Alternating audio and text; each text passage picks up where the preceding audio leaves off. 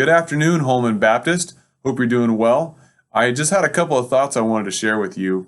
Yesterday, I mentioned that even though we're quarantined and our physical lives, our normal lives are very interrupted for most of us, that we have to continue to pursue our mission, and that still has to be the guiding force of what we do in life. Another thing that can't change is we have to continue to pursue unity with each other, which is really hard to do when we're all separated, but it's still important. Just because something is hard doesn't mean it's not important. Ephesians 4, Paul is talking about the church and God's plan for the church and how Christ will build it. And in verse 11, he talks about some of the gifts that God gave the church. He says, and he gave the apostles, the prophets, the evangelists, the shepherds, and teachers. And then he talks about what those people are supposed to do, including shepherds, I hope you noticed. To equip the saints for the work of the ministry, for the building up of the body of Christ. Those gifts are given to the church, to you and me, so that we can all work together to shepherd each other so we can grow. We know this part, right? What's the next verse say? Until we all attain to the unity of the faith and of the knowledge of the Son of God. He goes on from there.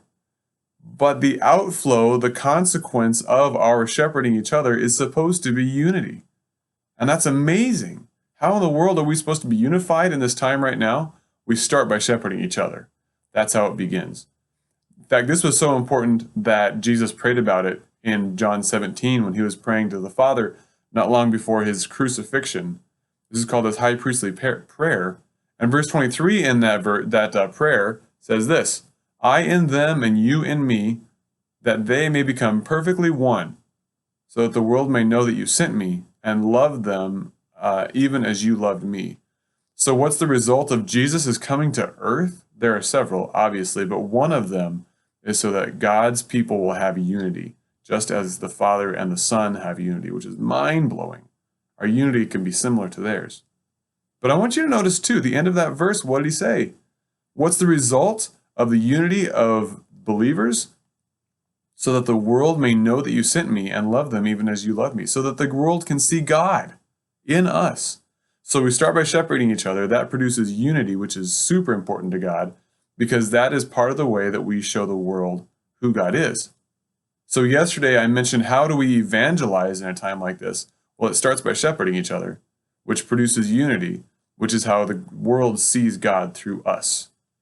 Unity. It's crucial. We can't forget that. There are some exciting things coming up. I have a couple of ideas that are still brewing.